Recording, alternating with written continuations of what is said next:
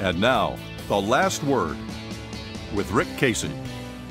Finally, nearly 35 years after Hemisfair and after uncounted studies, we have a plan to make the fair's grounds into a major asset for the city. The plan recognizes an important fact about downtown parks. Unless large numbers of people go to the park, nobody else goes there. The reason is urban parks without a lot of people feel dangerous.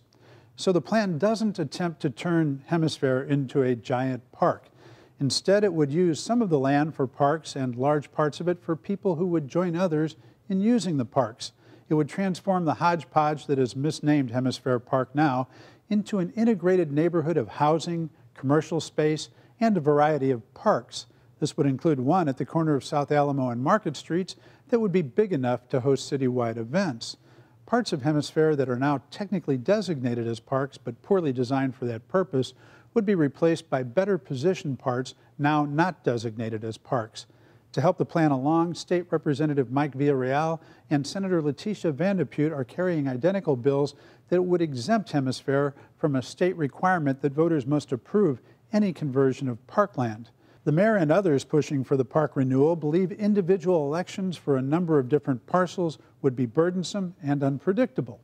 Villarreal said he was uncomfortable removing voters from the process, but dealt with his discomfort with two provisions. One is that the new version of Hemisfair must include 20 acres of park, 5 acres more than currently exist.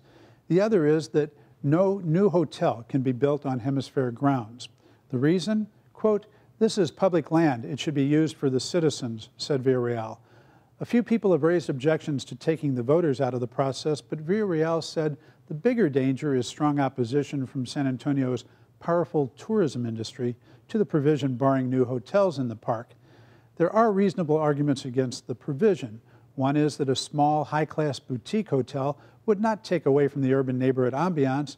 What's more, it would provide revenue to the city to maintain the parks and subsidize rents for what is being called workforce housing. The other is that land use is traditionally and should be a matter of local control. The city owns the land and can best decide how it should be used. Villarreal showed little patience for the first argument, saying a hotel would displace housing. Quote, "San Antonio has done a great job of supporting the tourism industry," he said. "It's time to do more for our citizens." As for local control, you can't blame him for lacking full faith in City Hall on this issue. 15 years ago, the Spurs tried to get city officials to back a plan that would increase hotel and car rental taxes to pay for a new arena. The city would have loved for the arena to be downtown, where, for good reasons, most cities have built sports facilities in recent times. But the tourism industry nixed it.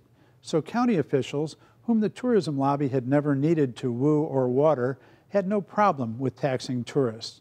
That's why the AT&T Center sits out on the east side and why the Spurs are exiled every time the rodeo comes to town.